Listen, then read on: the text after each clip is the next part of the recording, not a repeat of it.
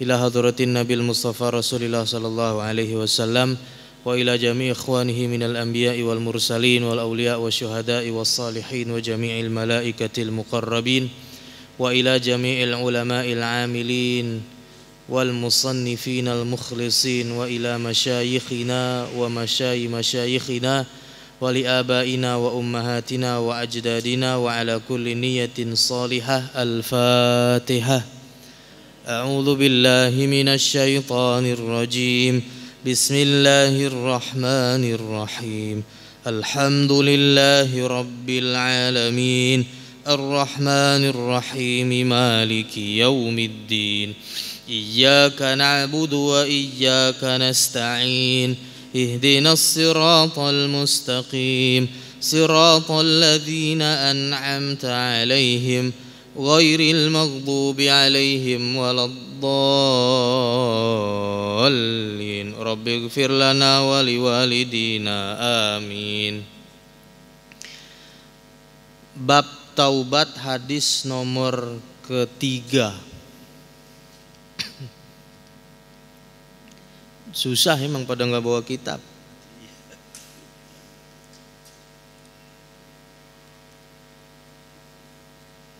An Abi Hamzata Anas bin Malikin, dari Abi Hamzah Anas bin Malik. Abi Hamzah kunyah namanya. Kunyah tuh kalau di kita apa ya? Ya dia juga. Namanya bisa Fulan, bisa juga dipanggil Fulan. Alias, kalau alias kayaknya jelek gitu. Jelek. Punya anak namanya Abdullah, maka disebut dengan Abu Abdillah karena punya anak namanya Abdullah. Punya anak namanya Qasim, maka bapaknya disebut Abul Qasim. Siapa tuh? Nabi Rasul sallallahu alaihi wasallam. Abul Qasim, Nabi. Anas bin Malik ini namanya Abi Hamzah. Hamzah itu artinya singa. Singa. Orang kalau namain Hamzah kudu galak. Nama siapa? Hamzah Pak Ustadz. Ya. Kudu galak. Hamzah namanya. Galak. Nama itu doa. Nama aslinya Anas bin Malik. Anas bin Malik ini dari kecil sudah sama Rasul. Karena Anas bin Malik ini khadimur Rasul, pembantunya Rasul. Udah di rumah dari umur 10 tahun. Ibunya masuk Islam, Ummu Sulaim. Anas bin Malik umur 10 tahun udah dikasih ke Rasul. Tinggal di rumah Rasul, melayani Rasul. Apapun keperluannya Anas bin Malik penuhin. Makanya termasuk sahabat yang banyak meriwayatkan hadis. Dari 7 yang banyak meriwayatkan hadis, Anas bin Malik kalau tidak salah peringkat ketiga. Pertama Abu Hurairah, Abdurrahman bin Sakhar. Abu Hurairah sekitar 5.000 hadis, 5.000 lebih, 5.375 kalau nggak salah meriwayatkan hadis. Peringkat kedua diisi oleh Abdullah ibnu Umar ibnul Khattab, anak daripada Umar bin Khattab, namanya Ibnu Umar. Nah yang ketiga diriwayatkan banyak hadis oleh Anas bin Malik, sekitar 2.289 kurang lebih. Anas bin Malik Al-Ansari, kaum Ansor, khadimi Rasulillah sallallahu alaihi wasallam, yaitu adalah pelayan Rasul sallallahu alaihi wasallam radhiyallahu anhu, semoga meridhai siapa Allah anhu, kepada sahabat Anas bin Malik. Qala, berkata siapa Anas bin Malik, qala bersabda siapa Rasulullah sallallahu alaihi wasallam, lallahu, sungguh bagi Allah. Ini jawab qasam. Sebelumnya ada wallahi, lallahu afdami Allah, sungguh bagi Allah, begitu.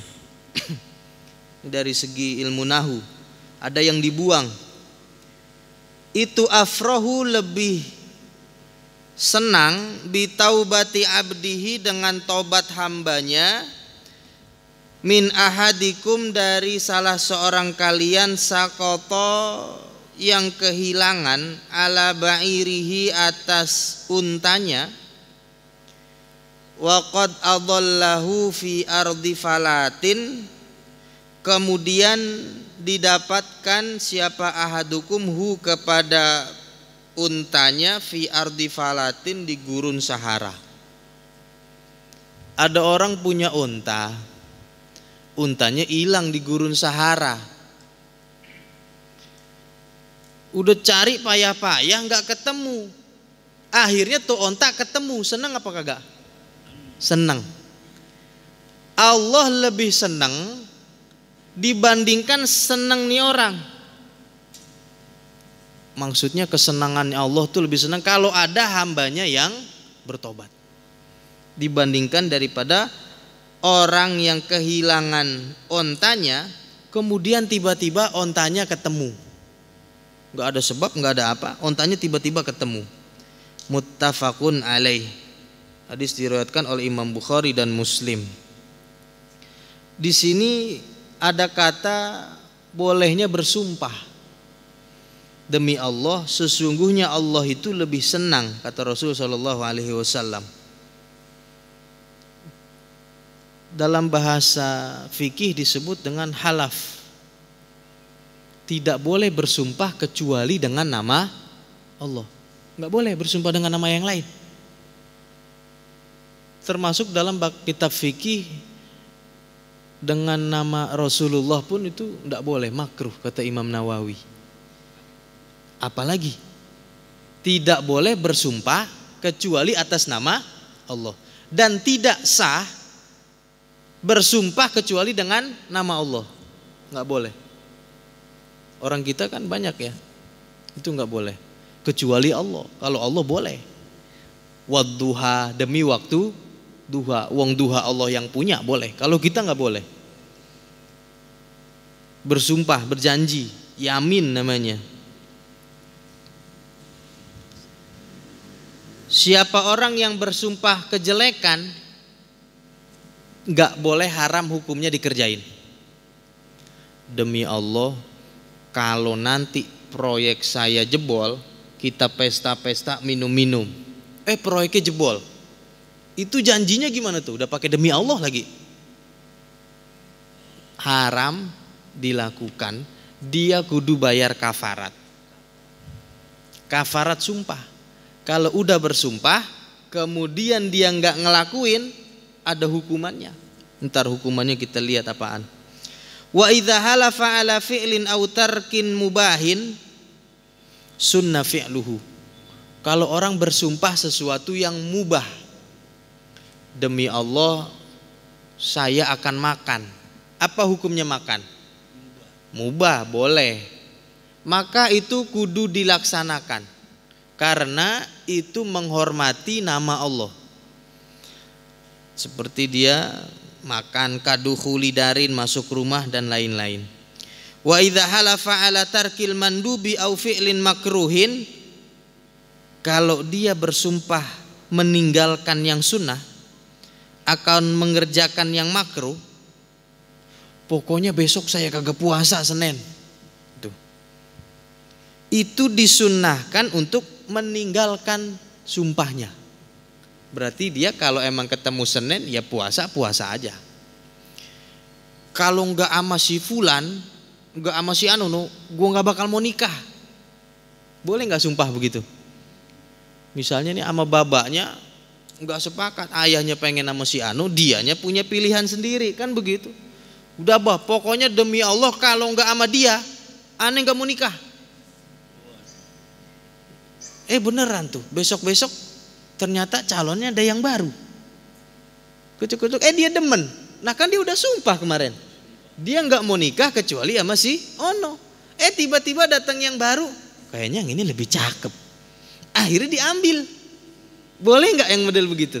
Boleh. Karena sumpah meninggalkan sesuatu yang mubah itu boleh dilakukan, boleh enggak. Kan tadi nikah sama si ono kan mubah, nikahnya sunnah, Tapi sama si ononya kan mubah.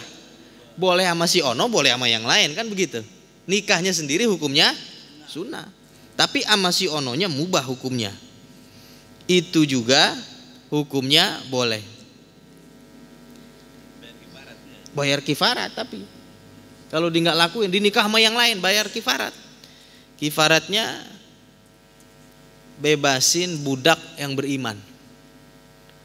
Raqabatim mu'minatin. Sekarang budak nggak ada. Maka pilihan yang kedua, au it'ami asyarati masakin, ngasih makan 10 fakir miskin. Satu mud kasih makan 10 fakir miskin gara-gara ngelanggar sumpah. Makanya jangan sembarangan bikin sumpah. Atau pilihan ketiga, ngasih baju 10 fakir miskin. Boleh bajunya berupa jadi, boleh satu bahan lengkap 2 meter. 10 orang tuh kasih. Karena gara-gara kemarin ngelanggar sumpah. Enggak punya duit juga. Pilihan terakhir, puasa 3 hari. Boleh enggak berturut-turut? Karena kemarin dia ngelanggar sumpah, maka kalau enggak punya duit ya puasa 3 hari. Berturut-turutnya enggak wajib. Itu boleh seseorang itu menguatkan dengan sumpah. Wa fi riwayatin dan dalam satu riwayat li muslimin yang dimiliki oleh Imam Muslim, lallahu sesungguhnya Allah itu asyaddu farahan, sangat gembira bi taubati abdihi dengan taubat hambanya, hina manakala yatubu bertaubat, yatubu memberikan taubat siapa Allahu ilaihi kepada itu hamba. Min ahadikum dari salah satu di antara kalian, kana yang ada siapa ahadikum ala rahilatihi di atas tunggangannya, bi ardi falatin di satu gurun pasir, fan falatat kemudian kabur minhu darinya, siapa yang kabur? Tunggangan untanya tadi. Wa alaiha dan di atas untanya itu ta'amuhu makanannya, wa syarabuhu dan minumannya. Punya onta, pergi ke tengah padang pasir, ontanya ini banyak makanan, ada makanan dibawa, emas dibawa, minuman dibawa, bekal semua. Nyampe di tengah pasir, kalau di kita tengah hutan, ontanya hilang.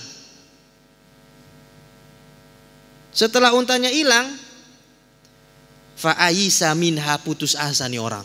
Aduh udahlah, kayaknya nih onta gak bakalan ketemu. Putus asa. Fa'ata maka kemudian mendatangi siapa orang tadi syajaratan satu pohon. Fattaja'a kemudian berbaring.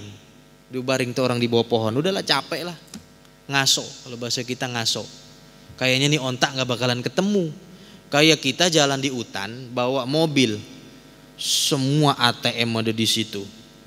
Beras ada di situ, duit ada di situ. Tiba-tiba kita lagi kencing parkir, mobilnya hilang di tengah hutan. Udah putus asa, nggak kelihatan lagi. Nyender datu orang berbaring di bawah pohon, fi dzilliha di bawah naungan itu pohon, waqad ayisa dan sungguh telah putus asa, min rahilatihi dari menemukan tunggangan untanya tadi. Fabainama dan manakala huwa dia itu kadzalik dalam kondisi seperti itu, tiba-tiba huwa dia itu biha didatangi oleh untanya. Tiba-tiba untanya nongol lagi. Tadi udah putus asa, aduh onta kayaknya hilang nih, motor udah nggak ketemu, dan di mana tahu. Tiba-tiba ontanya nongol sendiri, tiba-tiba itu motor ada. Seperti ada cerita dulu, namanya Ustadz Odong-Odong. Emang dia kerjaannya itu dari pagi genjot odong-odong, goes odong-odong, udah datang sore dia ngajar ngaji. Dia ngajar ngaji, dia pergi ke masjid, diparkir odong-odong. Parkir odong-odong di depan. Kemudian dia sholat, habis sholat dilihat odong-odong hilang. Persis nih kayak cerita di hadis. Odong-odongannya mana? Hilang. Udah, akhirnya ayis. Ayis itu artinya pasrah. Udahlah, odong-odong emang udah hilang. Akhirnya dia masuk lagi ke dalam. Pas di keluar di pintu sebelah kiri, nah ini dia odong-odongnya ada. Ternyata dia salah parkir odong-odong. Dia parkirnya di parkiran sebelah kanan, dia keluar dari sebelah kiri. Di kiri nggak ada, mana odong-odongnya. Ternyata odong-odongnya ada di sebelah kanan, dianya aja yang lupa. Dia masuk sholat, pulang-pulang, alhamdulillah Pak Ustadz, odong-odong saya kembali. Pas dilihat di CCTV, bukan odong-odongnya yang balik, Ustadz yang lupa. Tadi parkir sebelah sono, keluar sebelah sono, ya jelas kagak ada. Dia kira ajaib katanya, ajaib bisa balik lagi. Ternyata emang dia yang lupa parkir odong-odongnya. Itu diceritakan sama ustadznya, langsung saya dengerin. Nah, ontaknya tuh datang qaimatan, berdiri indahu di sisi orang yang tadi, fa akhadha bi khutamiha, kemudian diambil itu tali ontaknya supaya enggak kabur lagi, kegirangan. Tsumma qala, kemudian dia berdoa kepada Allah, mengucapkan kepada Allah, si orang yang kesenangan tadi, Allahumma anta ibadi wa ana rabbuka. Ya Allah, engkau hambaku dan aku Tuhanmu. Kemudian dia berdoa, Allahumma anta ibadi wa ana rabbuka. Ya Allah, engkau adalah hambaku dan aku adalah Tuhanmu. Paham gak gini? Kebalik. Min syiddatil farohi, doanya sampai kebalik karena saking seneng. Saking senengnya orang itu berdoa malah kebalik. Makanya kalau ada orang kebalik, saking senengnya mungkin dia jadi imam, saking senengnya disuruh sambutan, itu nggak jadi masalah, jangan dimarahin. Orang kalau lagi saking senengnya itu kebalik-kebalik biasa. Allahumma agnina biharamika an halalik. Itu balik gak tuh? Ada sering habis Jumat. Allahumma agnina bihalalika an haramik, harusnya dibaca Allahumma agnina biharamika an halalik. Ya Allah, jadikanlah yang halal jadi haram. Itu artinya. Ya kita ustadz yang di belakang ngerti artinya, biarin aja, namanya orang lagi seneng, dikasih mic suruh doa, terbalik nggak apa-apa. Ini dalil juga kalau ada orang nggak sengaja, hukumnya boleh. Tapi kalau disengaja, kafir. Ya Allah, engkau adalah hambaku, aku adalah Tuhanmu, kafir langsung. Otomatis kafir langsung kalau sengaja. Karena enggak sengaja, maka enggak apa-apa, boleh dia. Dan itu kita ya sering juga begitu, lagi doa, lagi apa, enggak jadi masalah, itu boleh. Karena memang dalam keadaan tidak sengaja.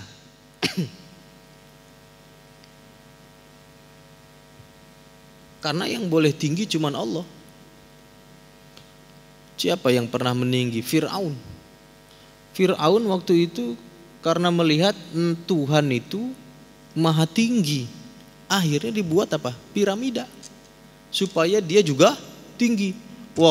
Faqala ana rabbukumul a'la. Akhirnya dia buat juga supaya dia bisa tinggi. Ya akhirnya Fir'aun pada saat itu kejeblos sendiri dengan ucapannya. Kejeblos sendiri. Waktu dia atur siapa laki-laki yang dilahirkan pada saat itu, bunuh. Itu zaman Fir'aun. Kalau zaman Nabi kita, anak laki-laki apa anak perempuan? Perempuan. Tiap bayi perempuan yang lahir bunuh. Itu zaman Nabi kita. Kalau zaman Fir'aun, tiap laki-laki yang lahir bunuh. Zaman Nabi kita Muhammad SAW, tiap bayi yang perempuan bunuh, kubur hidup-hidup. Kalau zaman kita sekarang, zaman Fir'aun laki-laki, zaman Nabi kita perempuan. Zaman sekarang enggak laki, enggak perempuan, enggak dikubur lagi, buang di tong sampah. Zaman kita tuh. Akhirnya Allah buat kepleset dengan omongannya sendiri. Akhirnya ibunya Nabi Musa kemudian melahirkan bayi laki-laki. Allah Subhanahu wa taala peringatan, wala takhafi wala tahzani, jangan takut, jangan sedih, alirkan di sungai. Allah kalau udah punya aturan, itu nanti Allah Subhanahu wa taala yang akan buat dia kepleset. Ngalir ke istana Fir'aun, dilihat, Masya Allah, cakep banget ini bayi, dibuat jatuh cinta, akhirnya dibawa ke Fir'aun. Kita asuh aja dah, bagaimana nih? Padahal dia yang ngeluarin sendiri tadi. Setiap bayi laki-laki harus dibunuh, dia sendiri yang melanggar. Makanya dalam satu riwayat dikatakan, idza aradallahu infadha qadaihi, jika Allah ingin merealisasikan ketetapannya, saliba dzawil uquli uqulahum, orang yang punya akal, akalnya akan disalib. Akalnya akan disalib. Allah bikin kepleset. Atas yang dia ucapin, Allah bikin kepleset. Buktinya banyak zaman sekarang, mudah. Lagi ngomong, Allah bikin omongannya salah, tiba-tiba kepleset. Tadinya pinter, Allah bikin bego. Allah bikin salah omongannya. Dan itu bagi Allah mudah. Makanya di dalam qada Allah Subhanahu wa taala itu tidak ada sesuatu yang bisa mustahil. Hadis keempat, wa an Abi Musa Abdullah bin Qais al-Asy'ari radhiyallahu taala anin Nabi sallallahu alaihi wasallam qala, Inna Allah ta'ala, sesungguhnya Allah Subhanahu wa ta'ala, ya besutu yadahu, membentangkan tangannya. Tangan ini maksudnya rahmatnya. Bilaili, di malam hari, liyatuba musiun nahari, agar supaya bertaubat siapa? Musiun nahari, orang yang berbuat keburukan di waktu siang. Wa yabsutu, dan membentangkan siapa? Allahu, Allah, yadahu, rahmatnya, bin nahari, pada siang hari, liyatuba, agar supaya bisa bertaubat siapa? Musiul laili, orang yang berbuat kesalahan di waktu malam. Hatta, sehingga tatlu asyamsu, terbit apa? Matahari, min magribiha, dari barat. Biasanya matahari terbit dari timur. Berarti Allah masih buka pintu taubat sebesar-besarnya, pintu maksiat sebesar-besarnya. Sebenarnya model kita nih boleh gak sih buat maksiat? Boleh gak kita buat maksiat? Ini kalau ada bab taubat, boleh gak buat maksiat? Bismillah.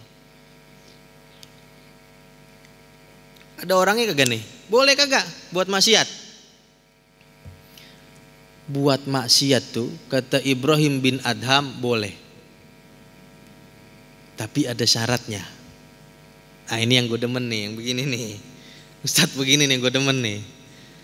Buat maksiat itu boleh, tapi ada syaratnya. Kalau syaratnya terpenuhi, boleh buat maksiat. Kalau syaratnya nggak terpenuhi, jangan sekali-sekali buat maksiat. Kata Ibrahim bin Adham bin Mansur, boleh engkau lakukan maksiat, tapi syaratnya satu, jangan makan dari rizki Allah. Boleh buat maksiat, tapi syaratnya jangan makan dari rizki Allah. Terus kata si orang yang buat maksiat yang tanya kepada Ibrahim bin Adham, oh nggak bisa kalau begitu. Kalau nggak dari rizki Allah, makan dari mana? Kalau ente sadar nggak bisa makan, nggak bisa hidup tanpa rezeki Allah, maka jangan sekali-sekali maksiat. Yang kedua, boleh maksiat, syarat yang kedua, tapi jangan di bumi Allah. Lah di mana kalau bukan di bumi Allah? Boleh maksiat, tapi jangan di bumi Allah. Yang ketiga, boleh maksiat, tapi di tempat yang Allah nggak lihat. Nomor tiga. Oh nggak bisa,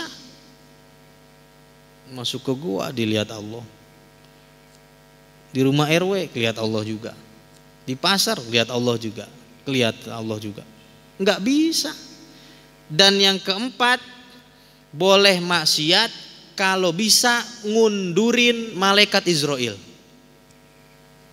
Ya nggak bisa juga, malaikat Israel datang, mohon maaf bentar dulu dah, berang besok 2-3 hari dah, pulang dulu sono.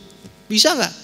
Nggak bisa. Maka jangan maksiat, kata Ibrahim bin Adham bin Mansur. Kecuali Nabi Musa. Nabi Musa pernah satu ketika Israel mendatangi Nabi Musa, pengen dicabut nyawanya. Kata Nabi Musa, mau ngapain? Cabut nyawa. Langsung dikaplok. Dipukul itu. Israel dipukul sama Nabi Musa. Katanya, ngapain? Dakwah aneh belum selesai. Ngapain mau cabut nyawa? Dia mau maju lagi. Iya udah, akhirnya kagak berani. Pulang balik, dilaporan sama Allah. Ya Allah, Nabi Musa pengen dicabut nyawa, enggak mau. Kata Allah, dakwah itu urusan aku. Nabi Musa sombong amat katanya. Bilangin ke Nabi Musa, kalau dia nggak mau dicabut nyawanya, maka nanti aku akan panjangkan umurnya sebanyak bulu domba yang dielus oleh tangan. Kira-kira bulu domba kalau dielus sama tangan, berapa bulu tuh yang keelus? 100 lebih nggak? Lebih, bisa 1000 keelus kalau dielus satu ulusan tuh. Kalau dia nggak mau, akan aku panjangkan umurnya sebanyak usapan tangan di bulu domba. Karena dakwah itu urusan Allah, bukan urusan kita. Kita mah cuman ngajak, kita adain acaranya, kita undang, undangannya kita sebar, acaranya kita siapin. Masalah yang datang gak datang bukan urusan kita. Yang penting kita udah ngajak, kita udah ngajak kebaikan. Yang datang sedikit kayak banyak kayak ada kayak enggak kayak, bukan urusan kita, itu urusan Allah. Termasuk yang bisa pergi ke masjid, termasuk yang bisa ngaji. Itu nggak ada daya upaya kita, itu urusan Allah. Allah yang ngasih hidayah ke dalam hatinya. Kita nggak bisa apa-apa. Biar kata mau dipaksain, biar kata dikasih duit. Kalau Allah nggak ngizinin dia ada di masjid, nggak bakal bisa ke masjid. Tapi kalau Allah ngizinin, nggak ada sebabnya, ada aja sebabnya. Ada sebabnya. Kalau emang udah Allah izinin. Makanya kita yang udah ada di masjid jangan sombong. Kita bisa ada di sini bukan karena kemauan kita, karena memang kita juga emang Allah Subhanahu wa taala ngasih kita kesempatan buat ada di sini. Kalau nggak dikasih kesempatan, Masya Allah. Apa tadi nomor 1? Boleh maksiat, syaratnya jangan makan rizki Allah. Yang kedua syaratnya apa tadi? Boleh maksiat tapi jangan di buminya Allah. Yang ketiga boleh maksiat tapi syaratnya jangan dilihat oleh Allah. Yang keempat boleh maksiat, syaratnya bisa ngundurin malaikat Israel. Siapa yang bisa? Apalagi nanti di hadis yang selanjutnya tidak diterima taubatnya, wajalla yaqbalu. Wa an Abi Hurairah radhiyallahu anhu qala Rasulullah sallallahu alaihi wasallam man taba qabla an tatlu asy-syamsu min maghribiha taballahu anhu. Siapa orang yang bertaubat sebelum matahari terbit dari barat, Allah akan terima taubatnya. Rawahu Muslim. Wa an Abi Abdurrahman Abdullah bin Umar bin Khattab radhiyallahu taala anhu an Nabi sallallahu alaihi wasallam qala inna Allah azza wa jalla yaqbalu taubatal abdi ma lam yughargir. Allah Subhanahu wa taala menerima taubat sebelum yughargir. Apa yughargir? Nyawanya berada di tenggorokan, kerongkongan. Diterima tuh. Tapi kalau udah yughargir, itu mata udah nggak bisa ngelihat. Mata nggak bisa ngelihat. Anak itu di samping nungguin pada nangis. Kuping masih dengar, kuping dengar. Makanya disunahkan orang yang sakaratul maut untuk ditalkin, bacain la ilaha illallah. Tapi mata udah nggak bisa lihat. Akhirnya kata anak itu udah bawa ke rumah sakit dah. Gotong dibawa ke rumah sakit, mana kayak dia lihat. Nyampe di UGD apa kata dokter? Udah bawa pulang aja lah. Sang sayang duit. Infus sana, infus sini, taruh sana, bantuan ini, bantuan itu. Kata dokter udah bawa pulang aja. Akhirnya dibawa pulang ke rumah. Kemudian sampai di rumah, anak-anaknya pada kumpul, tetangga pada datang gitu. Pada datang. Dia nggak bisa ngelihat apa-apa. Kecuali yang dilihat kata Nabi SAW, kalau dia orang yang baik yang dilihat cuma surga. Makanya orang sebelum malaikat Israel datang ada 2 malaikat yang datang duluan. Israel belum datang nih, 2 malaikat datang duluan. Kalau di orang yang baik itu malaikat rahmat datang ngasih lihat surga. Kupingnya masih dengar. Makanya yang pertama kali berfungsi kuping. Bayi baru lahir udah dengar apa belum? Udah dengar bayi baru lahir. Orang mau meninggal terakhir kali kuping masih dengar. Makanya sadar apa enggak ukurannya kuping. Kita di masjid kalau tidur batalin sholat apa enggak? Kalau tidur batalin, kecuali tidurnya mutamakin, tidurnya begini ya. Dan syaratnya orangnya enggak terlalu gemuk, enggak terlalu kurus. Kegemukan kagak boleh, kekurusan juga kagak boleh. Nah, orang tuh dibilang tidur kapan? Kapan orang dibilang tidur? Kalau masih dengar bunyi-bunyi, dia belum tidur. Orang itu ukuran tidur apa kagak? Kalau kupingnya udah enggak dengar. Ukuran tidur apa kagak? Kuping. Makanya ukuran sadar apa kagak? Kuping. Kalau ternyata udah enggak dengar apa-apa nih. Nah, kalau dia masih begini-begini, pengajian masih kedengeran. Ustadz Ella masih ngomong tuh. Lama bener. Itu dia berarti masih belum tidur. Tapi kalau udah gak kedengeran apa-apa, udah tidur tuh dia. Maka ukurannya adalah kuping. Kuping. Tapi kalau yang datang adalah orang yang ahli maksiat, ninggalin sholat, sering maksiat, maka yang datang adalah malaikat azab. Diliatin.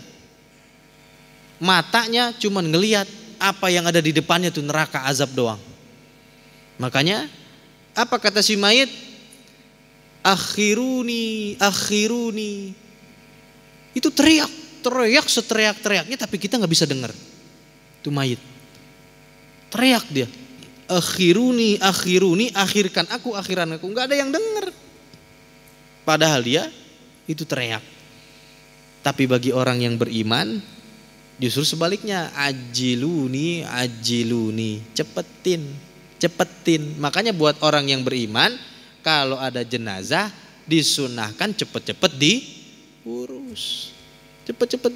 Apalagi orangnya orang soleh, orang beriman, itu malah lebih menyenangkan buat jenazahnya. Nah, kalau malam yugorgir, kalau masih ada di sini, Fir'aun waktu itu ketika sudah tenggelam, nyawanya sudah nyampe di sini, baru amantu billahi, aku beriman kepada Tuhannya Nabi Musa. Enggak diterima lagi, udah selesai. Enggak bisa, 50 tahun, 60 tahun kemana aja udah dikasih kesempatan. 70 tahun, 50 tahun kasih kesempatan kemana aja. Enggak bisa, meskipun cuman sebentar doang. Rawahu Tirmidzi wa qala, diriwayatkan oleh Imam Tirmidzi, wa qala, dan berkata siapa Imam Tirmidzi, haditsun hasanun, hadis yang memiliki derajat hasan. Hasan itu hadis seperti hadis sahih, cuma dobitnya itu bersifat tidak jali. Dobitnya itu khafi. Apakah dia dobit atau enggak itu khafi. Kalau dobitnya jali namanya hadis sahih. Wal hasanul ma'rufu turqan wa ghadat rijaluhu lakas sahih istaharat. Rijalnya itu seperti perawi hadis sahih. Wallahu a'lam bishawab. Ada pertanyaan silakan.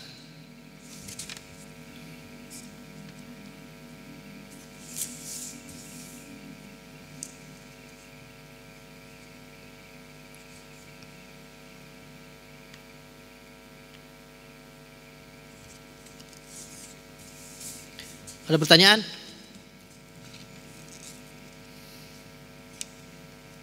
Masih ada 2 menit lagi. Hadis nomor 7 panjang banget.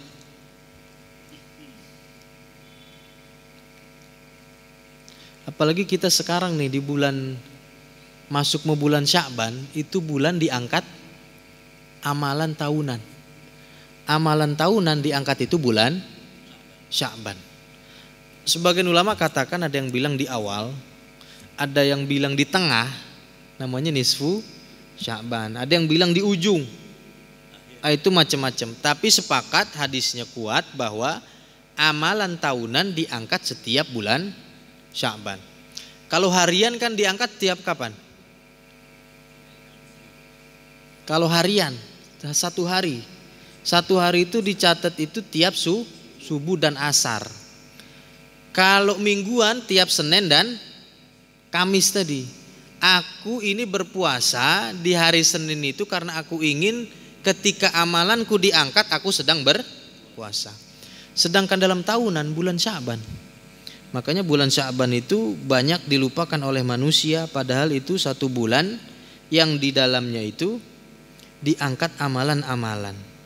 Diangkat amalan-amalan. Dilaporkan amalan-amalan. Maka ketika dilaporkan, ya doanya, apa doa kita? Agar supaya diampuni dosa kita, kedua orang tua. Kemudian yang kedua, hadis yang lain dalam bulan Sya'ban, orang itu ditetapkan pada tahun itu meninggal atau tidak, itu di bulan Sya'ban. Diincernya gitu. SK-nya itu turun bulan Sya'ban. SK, meskipun nanti pelaksanaannya cairnya, dananya itu 3 bulan lagi misalnya. Tapi SK-nya itu bulan Sya'ban. Udah cair. Makanya doa keduanya apa nanti? Dipanjangkan umur. Doa keduanya tuh. Ketiganya dipermudah rezeki. Nah, itu bulan yang di dalamnya diangkat amalan-amalan. Ada juga yang di dalam tengah bulannya, dari hadis Nabi Allah Subhanahu wa taala, yattali'u, mencari. Setiap orang-orang yang di dalam tengah bulan Sya'ban itu yang memohon ampunan kepada Allah Subhanahu wa taala, kecuali orang-orang yang musyrik dan bermusuhan. Itu enggak bisa dikasih. Nah, tapi ulama sepakat bahwa bulan Sya'ban adalah bulan hurum, bulan yang punya keistimewaan. Maka berpuasalah di situ. Berpuasa. Kecuali di tanggal 16 ke atas. Ya, separuhnya itu jangan berpuasa. Kecuali disambung oleh puasa sebelumnya. Kalau sering puasa Daud boleh sampai ujung. Tapi kalau sekucluk-kucluk gak boleh tiba-tiba puasa tanggal 16, 17, 18 dan seterusnya sampai datang bulan Ramadan. Itu gak boleh hukumnya. Ada pertanyaan?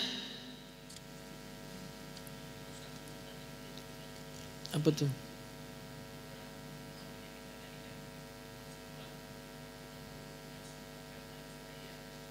Bayar kafarat. 1 mud. 1 mud itu berapa gram ya? Ada kalau dalam fikih sekarang itu sampai digramin. 1 mud itu seukuran segini. Ya, seginilah.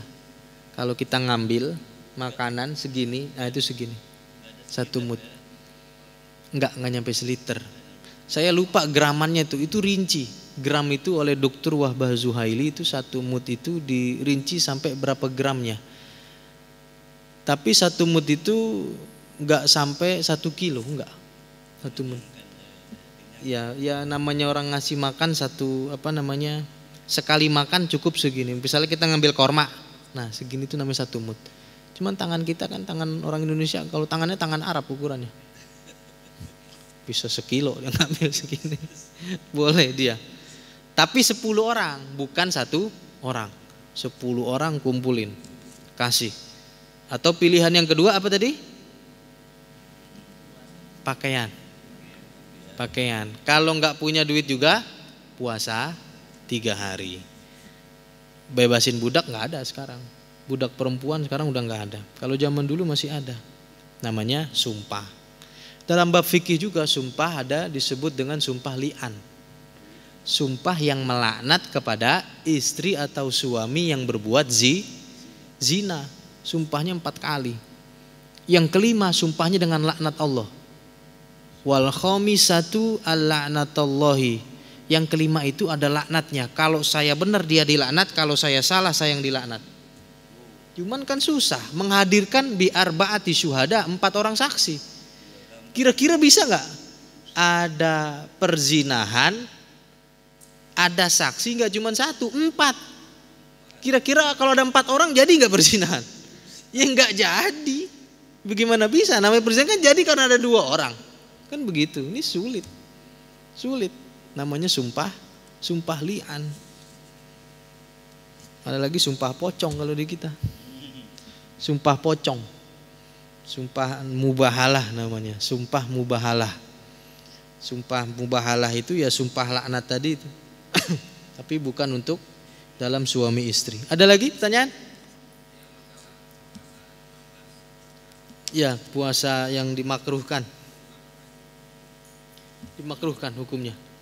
Makruh hukumnya dalam kitab-kitab fikih madhab kita, madhab Syafi'i, dimakruhkan berpuasa setelah nisfu Sya'ban bagi orang yang tidak mengikuti dari sebelum nisfu Sya'ban. Tapi kalau yang mengikuti dari nisfu Sya'ban sebelumnya boleh. Misalnya tanggal 14 Daud, 15 enggak puasa, 16-nya dia boleh karena dia sering berpuasa Daud. Tapi kalau seujuk-ujuk enggak boleh. Seujuk-ujuk enggak bisa. Yang tidak boleh berpuasa lagi ketika 30 Sya'ban namun belum masuk 1 Ramadan dan itu hari Syak. Makanya disebut dengan hari Syak. Ragu-ragu, ini 30 apa 1? 30 apa 1? Namanya hari Syak. Kalau hari Syak maka haram berpuasa, harus besoknya dengan istiqmal. Kecuali memang derajatnya jelas. Kalau di kita kalau nggak salah minimal 2 derajat. Madhab kita ru'yah itu imkanur ru'yah. Ru'yat tapi yang mungkin. Kalau ada dihitung, jadi perpaduan antara hisab dan ru'yat. Bukan ru'yat doang. Kalau secara hisab satu derajat misalnya, di hisab ada yang lihat, di ru'yah ada yang lihat, pasti ditolak. Karena tidak mungkin 1 derajat bisa dilihat oleh mata telanjang. Itu namanya ilmu dalam ilmu falak nanti. Dalam ilmu falak, kalau nggak salah kita Mabims, Malaysia, Brunei, Indonesia, Singapura. Itu derajatnya 2 derajat. Saya nggak tahu besok hisapnya itu berapa derajat. Kalau Muhammadiyah sih 0,5 saja sudah langsung masuk. Yang penting 0,5. Nggak perlu pakai hisap-hisap. Kalau pemerintah kita ya ru'yah tapi yang di atas 2 derajat gitu. Perpaduan antara ru'yah dan hisab. Karena hisab doang nggak bisa, ru'yah doang juga nggak bisa. Tapi kadang-kadang kekalahan kita begitu juga. Giliran mau masuk bulan Ramadan, ngelihatnya apa? Bulan kan? Jangan pakai hisab. Kan disuruh nabinya ru'yah ngelihat. Ya bagus. Tapi giliran sholat ente ngelihat jam apa ngelihat matahari? Loh, kan katanya tadi kalau gitu kalau pengen pakai ru'yah maka setiap sholat lihat matahari. Matahari udah apa belum? Itu kadang-kadang kita kalah di situ. Kita diskusinya kalah di situ karena setiap hari kita nggak ngelihat matahari, kita ngelihatnya jam. Giliran Idul Fitri kita ngotot harus ngelihat bulan. Giliran yang tiap hari kita nggak ngotot, giliran yang masuk Ramadan sama akhir Ramadan kita ngotot harus ru'yah. Itu ya dalil yang kuat dari hisab itu. Kalau mendung lain urusan. Pokoknya lihat dulu lah mau masalah mendung mau kagak karena disuruh Nabi untuk lihat. Wallahu a'lam bishawab.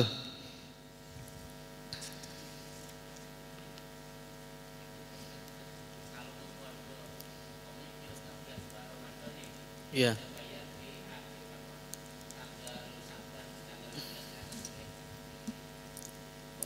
Oh bayar kodok. Kalau bayar kodok dan puasa nadar itu boleh. Ya boleh. Kodok, puasa nadar, puasa wajib itu boleh. Puasa kodok. Karena Aisyah itu paling banyak mengkodok puasanya di bulan Sya'ban.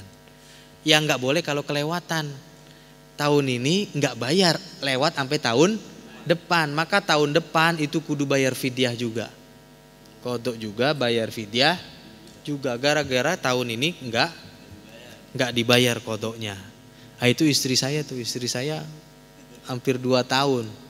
2 tahun nggak ke kodok padahal puasanya 2 tahun yang lalu. Berarti dia 2 kali bayar fidyah. Karena tiap setahun lahir. Tahun lahir dia pengen puasa, lahir lagi. Puasa, lahir lagi. Akhirnya enggak puasa-puasa. Iya, gara-gara nipas lahirnya pas bulan puasa lagi anak-anak. Jadi enggak puasa-puasa.